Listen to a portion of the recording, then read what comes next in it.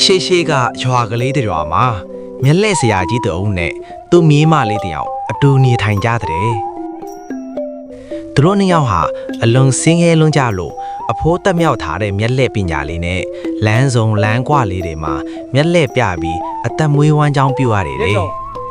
အဖိုးရဲ့မျက်လက်ပြကွက်တွေကစိတ်ဝင်စားစရာကောင်းလွန်းတော့ပရိသတ်တွေဟာအသက်ရှူဖို့တောင်မေ့သွားတဲ့အထိအံ့အားသင့်ပြီးကြည်နေကြရတယ်အဲ့ဒီလိုနဲ့မျက်လက်ပွဲကရတဲ့ငွေကြီးလေးနဲ့မြေအဖိုးနှစ်ယောက်အစင်ပြေပြေနေထိုင်လာကြတယ်ပေါ့နှစ်တွေကြာလာတော့မြေးမလေးလည်းအပြိုးရွေးရောက်လာတဲ့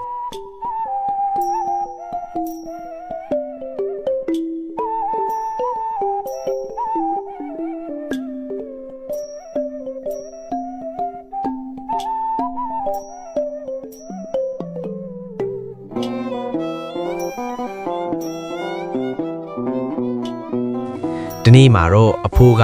သူ့မျက်လက်ပွဲတစ်ခုမှာအစွန်းဆုံးပြကွက်တစ်ခုကိုပြလိုက်တယ်။ပရိသတ်တွေကလည်းအတန်တောင်မထွက်ပဲတအံ့တော်နဲ့ကြည့်ရှုနေကြတာပေါ့။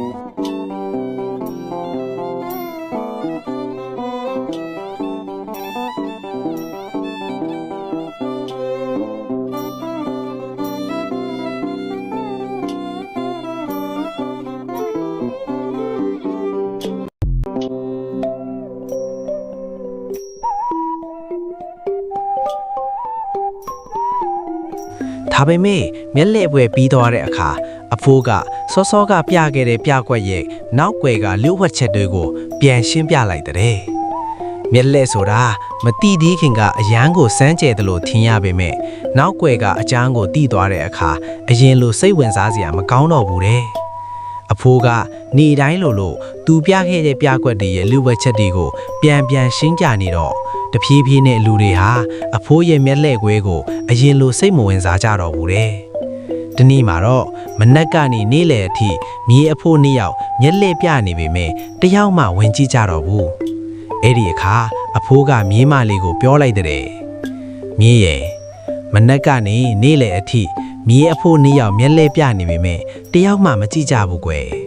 ဒီလိုဆက်သွားရင်အဖိုးတို့တော့ခက်ရချိပြီအဲ့ဒီလိုဆိုတော့မြေးမလေးကအဖိုးကိုပြန်ပြောတဲ့ဘသူကလာကြည့်တော့မလဲအဖိုးရဲ့မျက်လက်စရာတယောက်ထိုင်းသိမ်းတဲ့အချက်ကိုအဖိုးကမထိန်ပဲအားလုံးကိုရှင်းပြလိုက်တော့သူတို့အကောင်တိသွားပြီလေတီးပြီးသွားတဲ့အရာကိုဘသူကအချင်းကုန်ပြီးလာကြည့်တော့မလဲအဲ့ဒီစကားကိုကြားတော့အဖိုးကခေါင်းညိတ်ပြီးပြုံးလေးနဲ့ပြန်ပြောလိုက်တဲ့အေးအဖိုးပြောချင်တာအဲ့ဒါပဲငါမြည်တယ်လူဆိုတာကမတိသေးတာကိုပဲတိချင်ကြတယ်မရသေးတာကိုပဲလူချင်ကြတယ်တိပြီးရပြီးသွားရင်တန်ဖိုးမထားကြတော့ဘူးအဖိုးကပညာကိုအားလုံးအထွတ်လွယ်ပေးလိုက်တော့အဖိုးပညာကတန်ဖိုးမဲ့သွားပြီ